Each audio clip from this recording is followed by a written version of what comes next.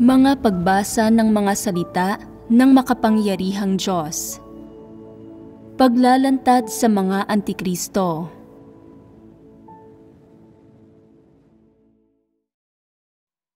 Ika-4 na item.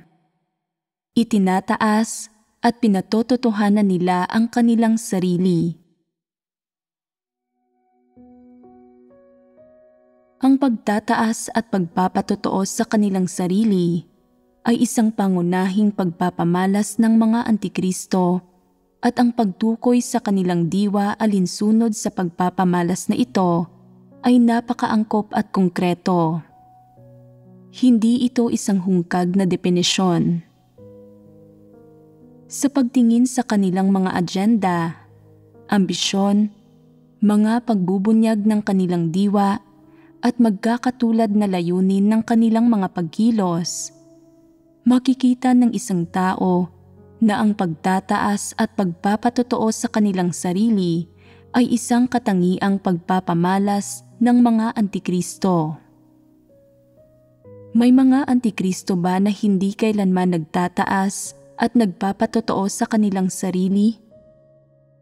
Wala. Bakit wala?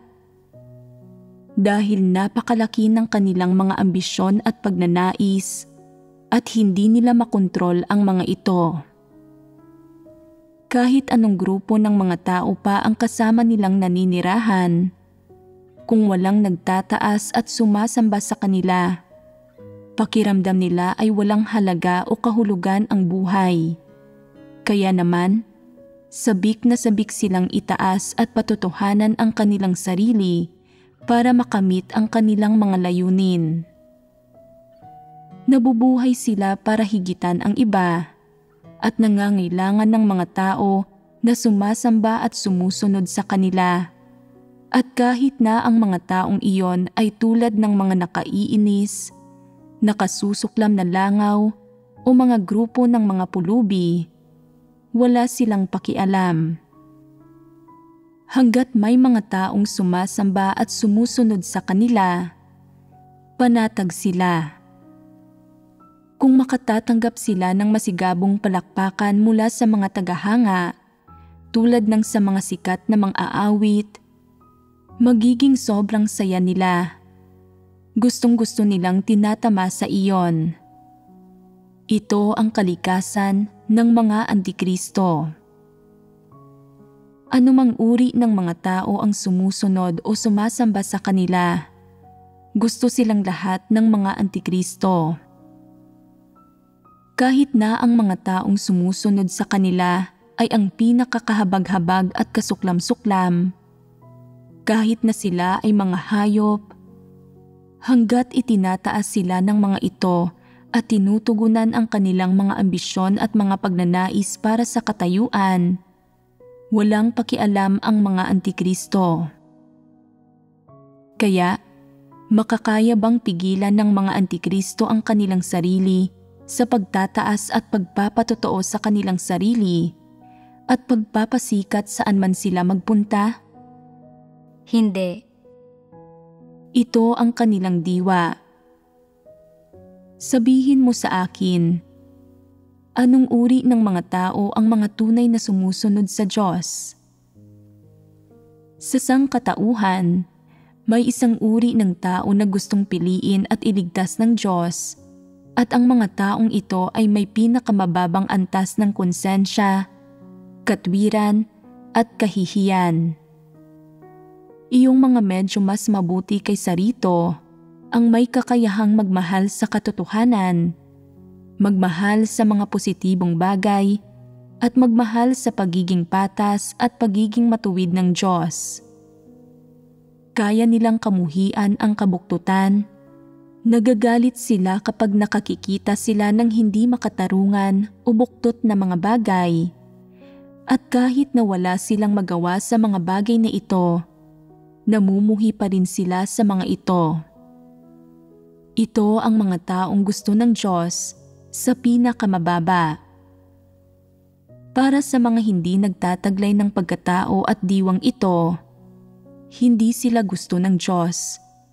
gaano man sila magsalita tungkol sa kabutihan ng Diyos o kung gaano kadakila ang Diyos.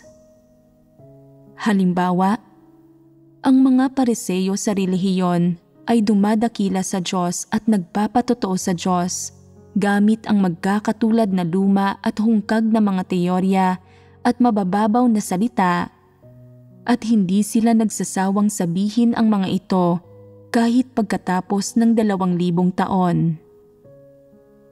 Ngayon ay naghahayag ang Diyos ng napakaraming katotohanan, subalit hindi nila nakikita ang mga ito. Hindi nila pinapansin ang mga ito, at ang ilan ay kinokondina pa nga at nilalapastangan ang mga ito. Ganap silang ibinubunyag nito, at matagal na silang tinukoy ng Diyos bilang mga mapagpaimbabaw na Pariseo. Lahat sila ay bahagi ng grupo ni Satanas. Itinalaga sila ng Diyos bilang mga demonyo at mga satanas, baboy at aso. Kapag dumarating ang mga antikristo sa gayong grupo ng mga tao at nakikita na kakaunti sa kanila ang nakauunawa sa katotohanan, na wala sa kanila ang may anumang pagkilatis o talento, nagmamadali silang samantalahin ang pagkakataong ito para magpasikat. Ipinagyayabang ng ilan na minsan silang sabay na natanggap sa 2 world-class na mga universidad at hindi nagpunta sa huli dahil nagsimula silang manampalataya sa Diyos at tinanggap ang kanyang atas. Pagkatapos na marinig silang sabihin ito, may ilang tao ang nagsisimulang tingalain sila. Kung hindi mo nauunawaan ang katotohanan at kung ang mga bagay na minamahal mo at ang iyong pananaw sa mundo ay katulad ng sa mga makamundong tao, sasambahin mo ang mga taong tulad nito at iyon ang dahilan kung bakit kapag nagsasalita ang mga antikristo ng mga gayong bagay, maililigaw at maloloko kanila. Palihim na itinataas ng mga antikristo ang sarili nila sa ganitong paraan, at ang mga hangal na tao na iyon na walang pagkilatis ay naililigaw nila. Nagiging lubos na masaya ang mga antikristo. Iniisip na walang sino man sa ilalim nila ang ordinaryo. Gayong ang katunayan ay ang mga taong iyon ay pawang isang grupo lang ng mga gulong-gulo at walang kwentang tao.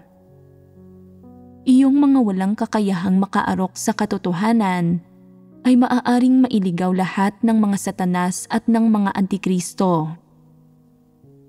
Kapag naririnig nilang nagsasalita ang mga satanas at ang mga antikristo, pakiramdam nila ay talagang tumutugma ito sa kanilang sariling mga kaisipan at panlasa, kaya't nasisiyahan silang makinig dito.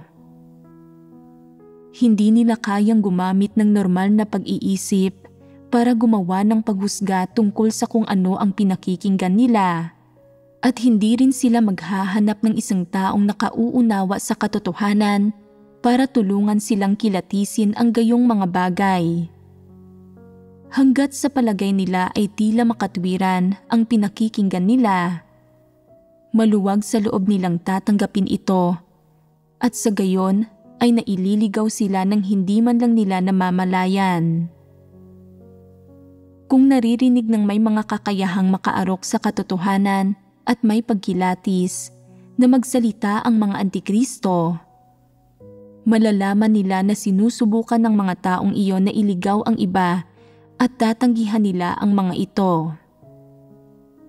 Ang mga naguguluhang tao na walang pagkilatis ay maniniwalang ang mga antikristo ay may karunungan, may mahusay na kakayahan at may mga kinabukasan. Makikita nila ang mga bagay sa ganitong paraan at maililigaw ng ilang mababaw na pinomena. Hindi nila malalaman kung ano ang mga katotohanang prinsipyo at aalis sila para sundan ang mga satanas.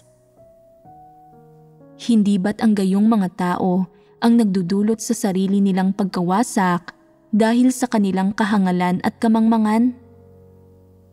Ganito nga ito.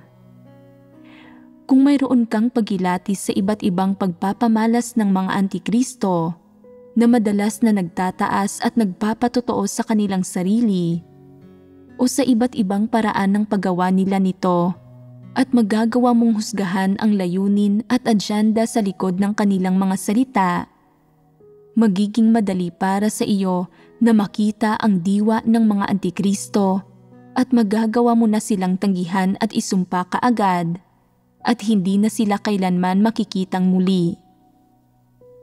Bakit mo gagawin ito? Dahil kapag nakikita mong nagsasalita at kumikilos ang mga antikristo, mapupuot at mamumuhi ka sa kanila. Masusuklam ka na parang tumitingin ka sa mga langaw at kakailanganing itaboy sila sa lalong madaling panahon. Sa makatuwid, kapag may pagkilatis ka na ng mga kilos at pag-uugali ng mga antikristo, dapat mo silang ilantad kaagad para makilatis sila ng iba at pagkatapos ay patalsikin sila sa iglesia alinsunod sa mga prinsipyo. Mangangahas ba kayong gawin ito? Kung magagawa ito ng hinirang na mga tao ng Diyos, ipinakikita nito na lumago na ang tayog nila at na kaya nilang magpakita ng pagsasaalang-alang sa layunin ng Diyos at mapangalagaan ang gawain ng sambahayan ng Diyos. Kapag nauunawaan ng mga hinirang na tao ng Diyos ang katotohanan at nagtataglay ng paghilatis, hindi na magkakaroon ng katatayuan ang mga antikristo sa iglesia o sa sambahayan ng Diyos. Anuman ang okasyon, hanggat may pagkakataon ang mga antikristo, magpapakitang gilas sila at magpapatotoo sa kanilang sarili. At hanggat may mga tao na sumasamba sa kanila at tumitingin sa kanila ng may paghanga, inggit at paggalang, magiging masaya sila. Wala silang pakialam kung sino ang mga taong iyon. May mga hinihingi ba silang pamantayan mula sa mga taong sumusunod, sumasamba at humahanga sa kanila? Mga hangal, mga may kakulangan sa pag-iisip, masasamang tao, o mga hindi mananampalataya man ang mga taong iyon. Anong uri man ng mga tao sila, kabilang maging ang mga taong dapat paalisin at itiwalag, hanggat kaya silang sundin, sambahin at dakilain ng mga taong iyon, tinatanggap sila ng mga antikristo, gustong-gusto sila ng mga antikristo, at hinihila sila sa panig ng mga antikristo at pinoprotektahan sila. Itinuturing ng mga antikristo ang mga taong iyon bilang kanilang mga tupa, bilang kanilang personal na pag-aari, at hindi nila pinahihintulutan ang sino man na ilipat sila, ilantad sila o pangasiwaan sila. Gaano man sumipsip o magpalakas ang mga taong iyon sa mga antikristo, anumang nakasusuka at nakasusuyang bagay ang kanilang sabihin, ikasisiyang lahat ito ng mga antikristo. Ayos lang lahat ito sa mga antikristo hanggat binobola sila ng mga taong iyon. Ang lahat ng sinasabi at ginagawa ng mga antikristo ay para tingalain, gustuhin at sundin sila ng ibang tao. At gaano man karaming masasamang bagay ang gawin ng mga taong sumusunod sa kanila, hindi sisiyasatin ng mga antikristo ang mga ito at wala silang pakialam gaano man katuso at mapaghangad sa kasamaan ang pagkatao ng mga ito. Hanggat sinusunod at sinasamba sila ng mga taong iyon, magugustuhan sila ng mga antikristo.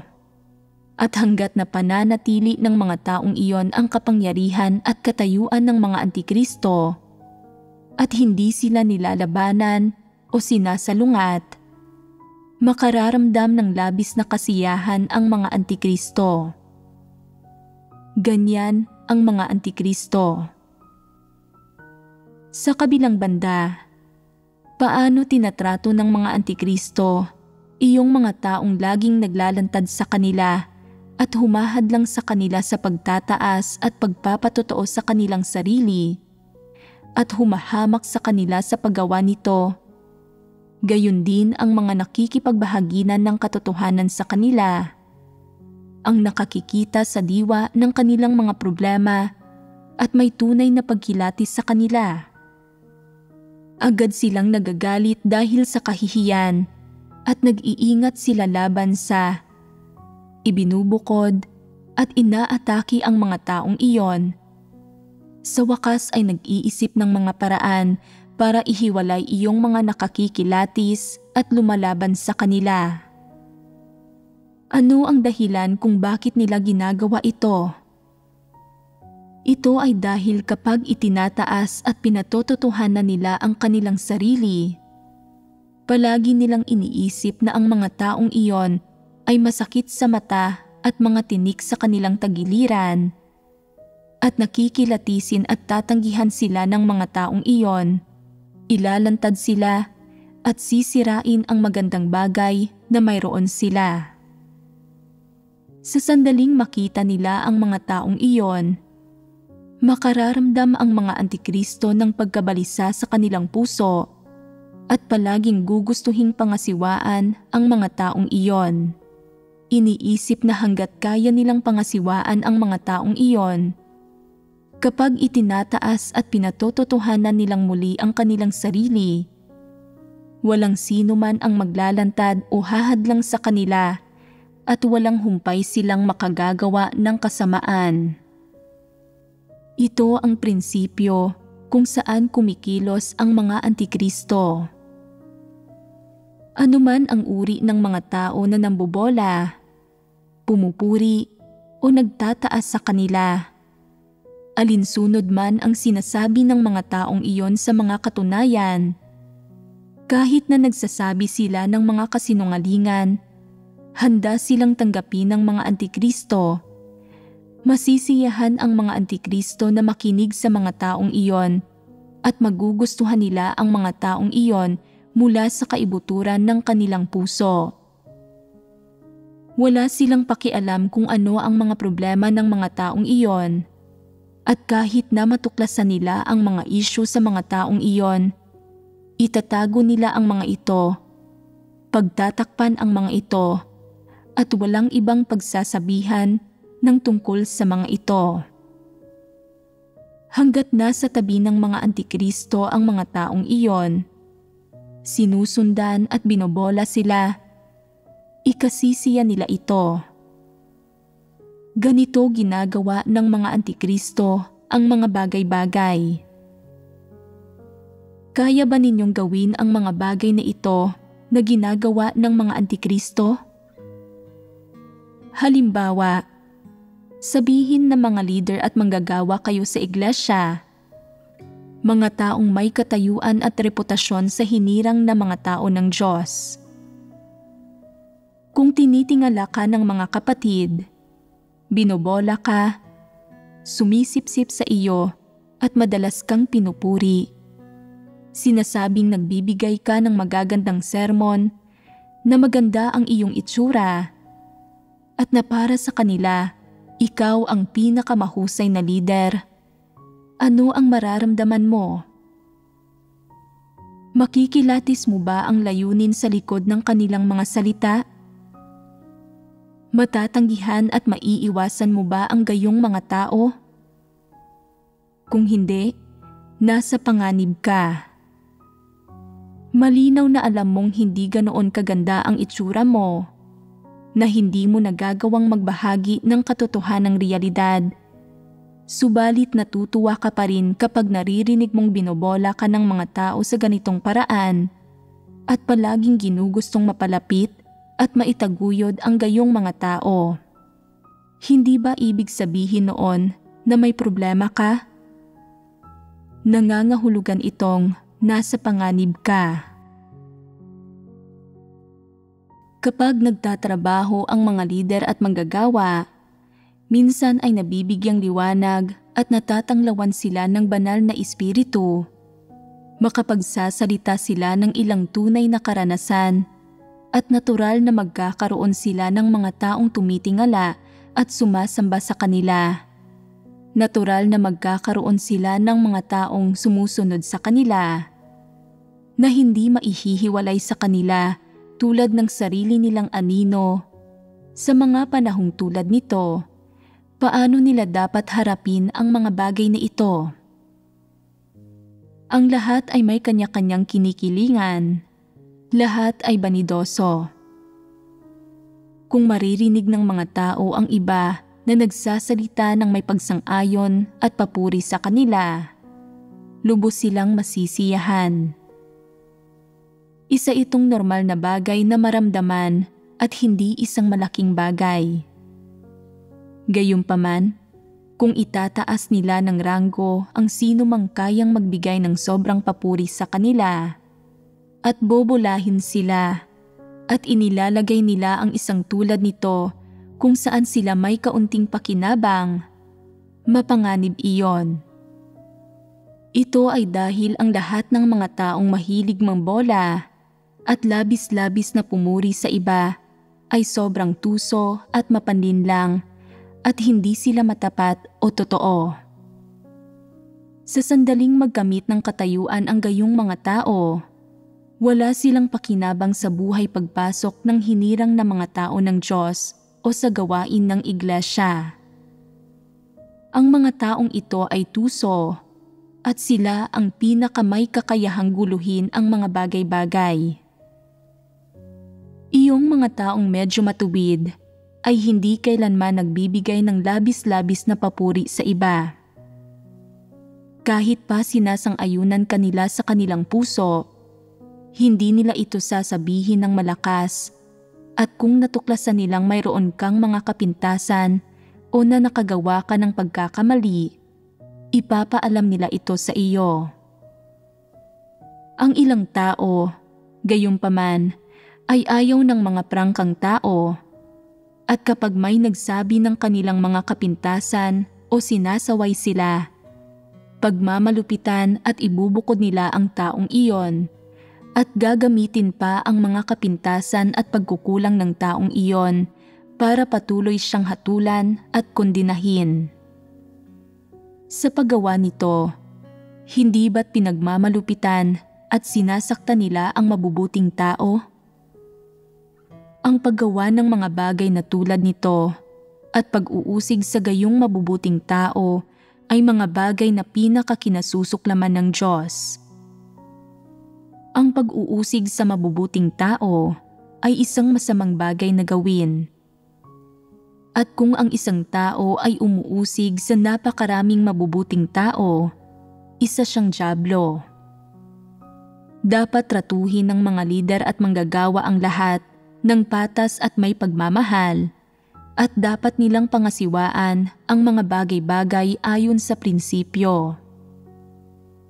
Lalo na kapag may mga taong nambobola at sumisipsip at umaali-aligid sa iyo, dapat mo silang tratuhin ng tama, magiliw silang tulungan at udyukan silang tuparin ang kanilang mga nararapat na gawain at hindi mambobola ng mga tao tulad ng ginagawa ng mga walang pananampalataya. Sabihin ng malinaw ang iyong posisyon at perspektiba. Iparamdam sa kanila ang pagkapahiya at kahihiyan para hindi na nila ito ulitin. Kung kaya mong sundin ang mga prinsipyo at tratuhin ng patas ang mga tao, hindi ba't mapapahiya ang mga kasuklam-suklam na payaso at satanikong uri na ito? Mapapahiya nito si Satanas at mapalulugod nito ang Diyos. Iyong mga mahilig mambola sa iba ay naniniwala na gusto ng lahat ng leader at manggagawa ng mga taong nambobola sa kanila at sa tuwing may nagsasabi ng anumang pambobola o paninipsip sa kanila, natutugunan ang kanilang banidad at pagnanais para sa katayuan. Hindi gusto ng mga taong nagmamahal sa katotohanan ang lahat ng ito, at labis nilang kinasusuklaman itong lahat at nasusuya sa lahat ng ito. Tanging ang mga huwad na lider lang ang nasisiyahang binobola. Maaaring hindi sila pinapalakpakan o pinupuri ng sambahayan ng Diyos.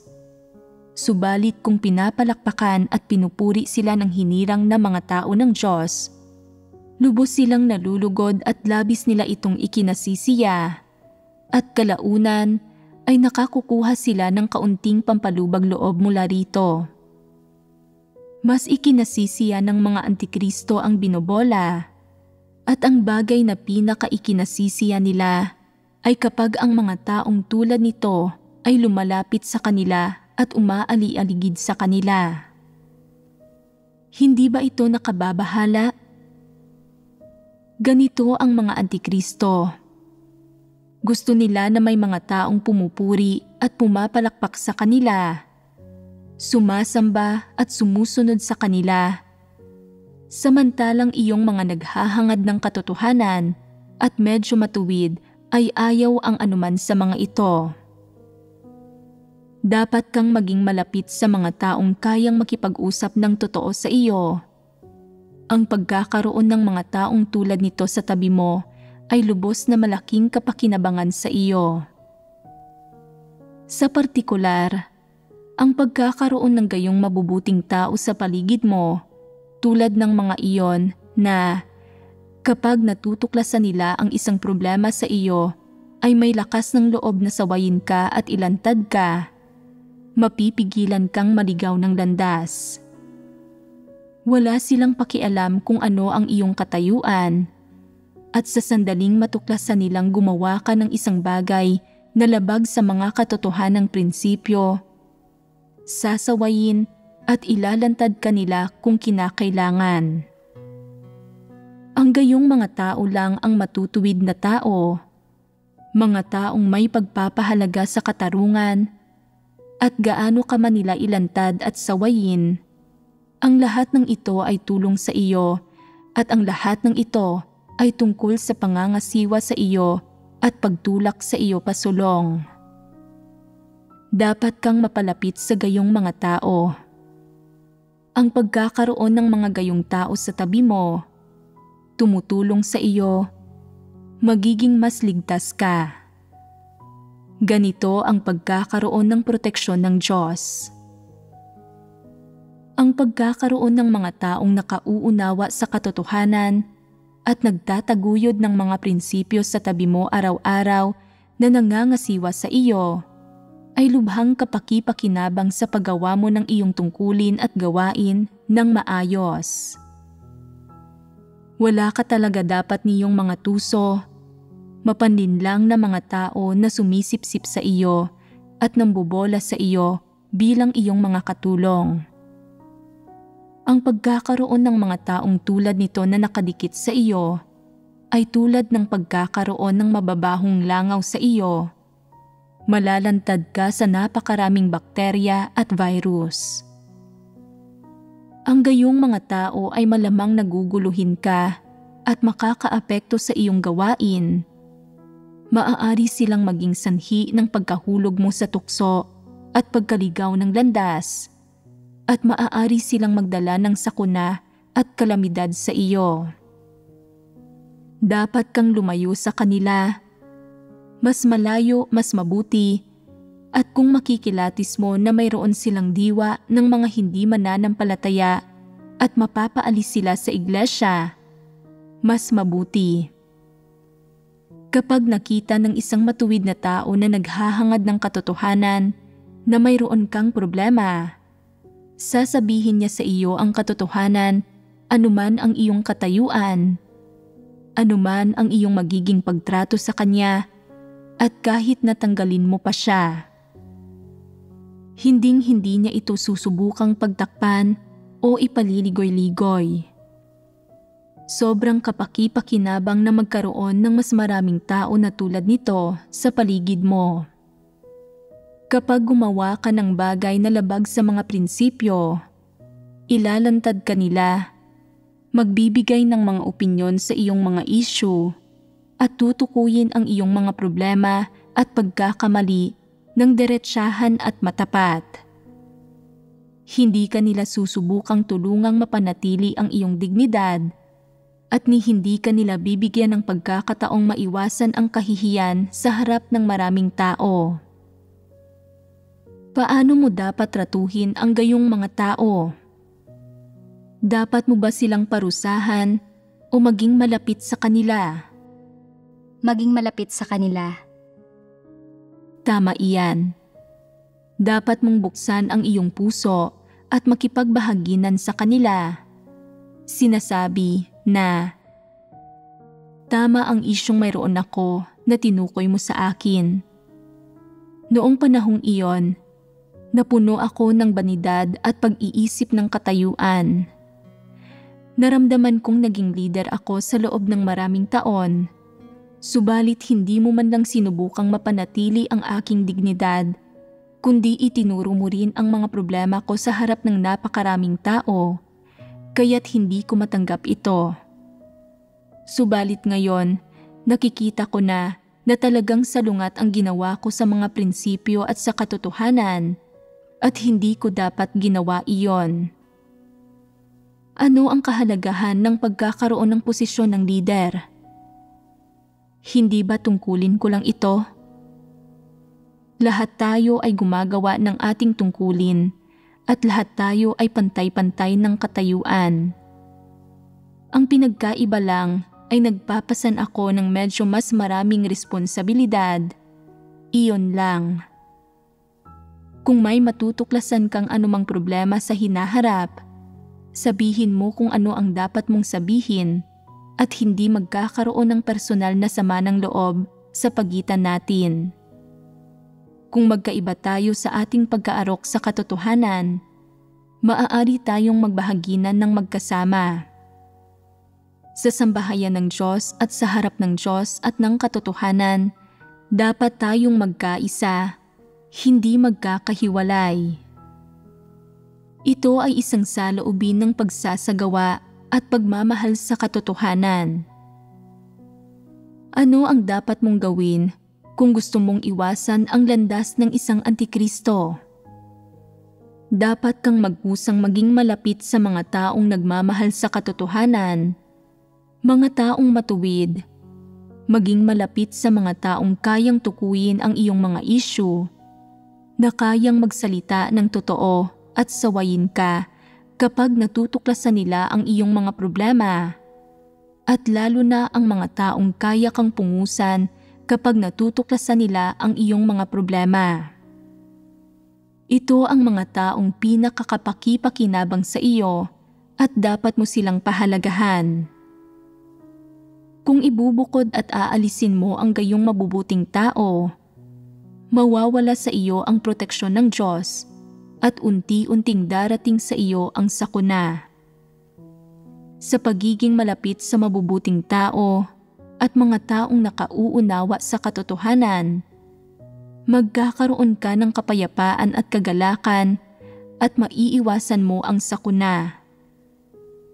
Sa pagiging malapit mo sa mga taong ubod ng sama, mga walang hiyang tao at mga taong nambobola sa iyo, manganganib ka. Hindi ka lang madaling malilinlang at maluloko, kundi maaari pang dumating sa iyo ang sakuna anumang oras. Dapat malaman mo kung anong uri ng tao ang pinakamagiging kapaki-pakinabang sa iyo. Ang mga ito ay iyong makapagbababala sa iyo kapag may ginagawa kang mali o kapag itinataas at pinatototohanan mo ang iyong sarili at nililigaw ang iba, na maaaring maging pinakakapaki-pakinabang sa iyo. Ang paglapit sa gayong mga tao ang tamang landas na dapat tahakin. Kaya ninyo ba ito? Kung may sino mang nagsasabi ng isang bagay na sumisira sa iyong reputasyon at ginugugol mo ang natitirang bahagi ng iyong buhay na nagdaramdam sa kanya, sinasabi na, "Bakit mo ako inilantad? Hindi kita kailanman minaltrato. Bakit palagi mong ginagawang mahirap ang mga bagay-bagay para sa akin? At nagtatanim ka ng sama ng loob sa iyong puso. Nagbubukas ang isang lamat at palagi mong iniisip na ako ay isang leader. Mayroon akong ganitong pagkakakilanlan at katayuan at hindi kita pahihintulutang magsalita ng ganyan. Anong uri ng pagpapamalas ito? Ito ay hindi pagtanggap sa katotohanan at pagsalungat sa iba. Medyo bingi ito sa katwiran. Hindi ba't ito ang kaisipan mo ng katayuan na nag-uudyok ng gulo? Ipinapakita nitong masyadong malala ang iyong mga tiwaling disposisyon. Ang mga palaging nagkikimkim ng mga kaisipan ng katayuan ay mga taong may malalang antikristong disposisyon. Kung gumagawa rin sila ng kasamaan, napakabilis nilang maibubunyag at maititiwalag. Napakamapanganib para sa mga tao na tanggihan at hindi tanggapin ang katotohanan. Ang palaging pagnanais na makipagtagisan para sa katayuan at pagnanais na maghangad ng mga benepisyo ng katayuan ay mga palatandaan ng panganib. Kapag palaging pinipigilan ng katayuan ang puso ng isang tao, makapagsasagawa pa rin ba siya ng katotohanan at mapapangasiwaan ang mga bagay-bagay alinsunod sa prinsipyo? Kung hindi kayang isagawa ng isang tao ang katotohanan at palaging kumikilos alang-alang sa katanyagan, kapakinabangan at katayuan, at palaging ginagamit ang kanyang kapangyarihan sa paggawa ng mga bagay-bagay, hindi ba't halata siyang antikristo na nagpapakita ng kanyang tunay na kulay? Ang gayong mga pagpapamalas tulad ng pagtataas at pagpapatotoo sa kanilang sarili ay mga pinakakaraniwang pagpapamalas ng mga antikristo. Maging ito ay sa pang-araw-araw na buhay man o sa paraan ng kanilang pag-asal na may kaugnayan sa iba o maging sa buhay iglesia man, ang mga pagpapamalas na ito ay palaging makikita dahil ang mga pagpapamalas na ito ay ang mga pagbubunyag ng mga tiwaling disposisyon. Halimbawa, ang mga katotohanang may kaugnayan sa kung paano hinaharap ng isang tao ang kanyang tungkulin, kung paano niya tinatrato ang iba, at kung paano niya kinikilatis ang iba, ay mga katotohanang tinalakay natin sa pagbabahaginan. Maaari kayang alam ninyo ang mga konkretong pagpapamalas ng mga bagay na ito sa inyong ordinaryong buhay, subalit hindi ninyo nakikita ang mga ito bilang mga problema? O maaari kayang hindi pa kayo nakatakdang pumasok batay sa mga partikular na problemang ito? Kung hindi kayo magsisimula sa mga disposisyon o kung minsan ay nagpapakita kayo ng mga pagpapamalas na ito, subalit hindi ninyo alam kung disposisyonal na problema ba ang mga ito, at kung kaya't hindi ninyo pinapansin ang mga ito, malayo pa ninyong makakamit ang pagbabagong disposisyonal. Kung bigo kang mapagtanto na ang mga pagpapamalas na ito ang iyong pagtataas at pagpapatotoo sa iyong sarili, kung hindi mo alam na ang mga pagpapamalas na ito ay pinamamahalaan ng iyong tiwaling disposisyon at itinuturing mo ang mga ito bilang isang uri ng katangian ng personalidad o isang likas na paraan ng paggawa ng mga bagay o kognisyon, at minamaliit ang mga ito, at hindi mo itinuturing ang mga ito na mga pagbubunyag ng iyong tiwaling disposisyon at tiwaling diwa, mahihirapan kang baguhin ang kaugnay na tiwaling disposisyon.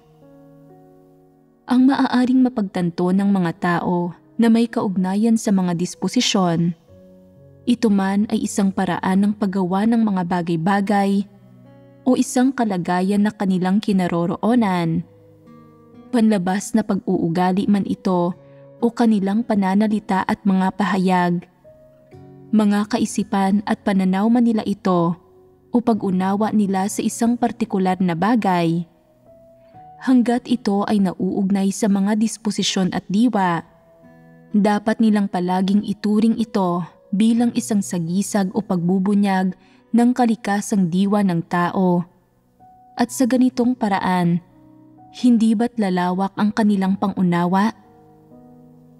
Hindi lang nila dapat unawain ang malalaking bagay, tulad ng isang tao na lumalaban sa Diyos, hindi nagmamahal sa katotohanan, sakim sa katayuan, o nililigaw ang mga tao sa mga bagay na sinasabi nito. Bagkus ay dapat na maunawaan ang lahat mula sa maliliit na bagay, tulad ng mga partikular na ideya at layunin, hanggang sa malalaking bagay tulad ng argumento o pahayag. Kababanggit ko lang ng 6 na bagay sa kabuuan. Kabilang dito ang mga kaisipan at pananaw, gayon din ang pag-unawa ng isang tao sa isang partikular na bagay. Ang mga kaisipan at pananaw ay mga bagay na umiiral sa loob ng kamalayan at pag-iisip ng isang tao. Ang pag-unawa ay isang bagay na kinilala na at kung saan maaaring makabuo ng mga konkretong salita at pahayag ang isang tao. Pagkatapos ay may mga pag-uugali at wika. Sa kabuuan ito ay 4 na bagay. Mayroon ding mga pahayag at argumento. Ano ang kabaligtaran ng mga pahayag at argumento? Mga layunin at ideya. Ang mga ideya ay medyo malalabong bagay na hindi sinasadyang lumilitaw sa isipan. Hindi pa sila natutukoy bilang tama o mali. Iniisip mo lang sila at hindi pa sila nagkakaroon ng anyo sa iyong kalooban.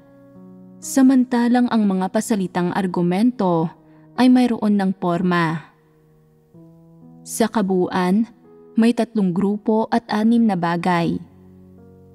Kunin ang 6 na bagay na ito bilang isang landas para himayin ang diwa ng inyong mga tiwaling disposisyon at pagkakamit ng pagbabagong disposisyonal. Mula ngayon ay itakda ang pagkilala sa sarili ninyong mga tiwaling disposisyon at tiwaling diwa mula sa 6 na bagay na ito, at sa paraang ito ay tunay ninyong makikilala ang inyong sarili. Kailangan ba ninyo ng ilang oras pagkatapos makinig sa pagbabahaginan ngayon para maunawaan ang inyong narinig? Kapag nagtitipon kayo ng sama-sama, makapagbabahagi ba kayo ng kaunting liwanag o makapagkukumpara sa inyong sarili sa pundasyong ito? Ito ang susi at ito ang pinakakapaki-pakinabang sa inyo. Kapag nagtitipon-tipon kayong magkakasama, kailangan ninyong magbahaginan, makipagpalitan ng mga ideya at talakayin ang inyong mga karanasan at mga realisasyon. Ito ang pinakamabisa. Palagi nating ginagamit ang salitang pag-isipan dati. Sa mga kolokyal na termino, sinasabi natin, nguyain ang kinain. Nangangahulugan ito na mas magbasa pa, mas magdasal magbasa pa, mas mag-isip pa, at mas maghanap pa. Kunin ang inyong naunawaan sa panahong iyon, gayon din ang hindi ninyo nauunawaan at itinuring na doktrina. Mahahalagang punto, mga punto na nagkaroon ng maling pagkaunawa ang lahat, at mga puntong hindi ninyo naarok, at pagtuunan ang lahat ng ito sa pagbabahaginan. Ito ang ibig sabihin ng nguyain ang kinain. Sa ganitong paraan, ang inyong pangunawa sa mga detalye ng mga katotohanan ito, ang iba't ibang pagkakaiba sa pagitan ng mga katotohanan at ang mga definisyon ng bawat katotohanan ay magiging mas malinaw at tumpak. Sa palagay ba ninyo ay naging mas malabo o mas malinaw ang iba't ibang katotohanan na inyong naunawaan at isinabuhay nitong mga nakaraang taon kaysa sa dati? At sa paglipas ng mga taon na ito, nagkaroon ba ng anumang malaking pagbabago sa inyong landas ng pananalig sa Diyos, sa direksyon ng inyong pag-asal, at sa layunin, motibasyon, at orihinal na puwersa sa likod ng paggawa ng inyong tungkulin? Pagkatapos sumailalim sa ilang pagtutuwid at pagdidisiplina ng Diyos at pagkain at pag-inom ng mga salita ng Diyos, pakiramdam ko ay nagkaroon ng ilang pagbabago. Na nagkaroon ng pagbabago ay tama at ito ang dapat na mangyari. May ilang tao na patuloy na nagsawalang bahala at hindi nagbago ni katiting pagkatapos makinig sa napakaraming sermon. Hindi sila naaantig sa kaibuturan ng kanilang puso. Ibig sabihin, walang pagtitipon o pagbabahaginan ang makapagpapabago sa direksyong kanilang pinupuntahan. Napakamanhid at mapurol ang utak nila. Ang landas tungo sa pagkamit ng kaligtasan ay dapat na ngayong mas luminaw ng luminaw at iyong mga may karanasan ay nakikita ng malinaw at maliwanag ang mga paraan kung saan inililigtas ng Diyos ang tao at ang kanyang layunin sa paggawa nito. Kung pagkatapos na manampalataya sa Diyos sa lahat ng mga taon na ito, hindi mo pa rin alam kung paano inililigtas ng Diyos ang mga tao at kung paano niya nililinis ang mga tao mula sa katiwalian, ipinakikita nitong wala kang kahit anong pangunawa sa katotohanan at walang ni katiting na pag-arok sa gawain ng Diyos. Hindi ba't ang gayong mga tao ay naguguluhan sa kanilang pananalig?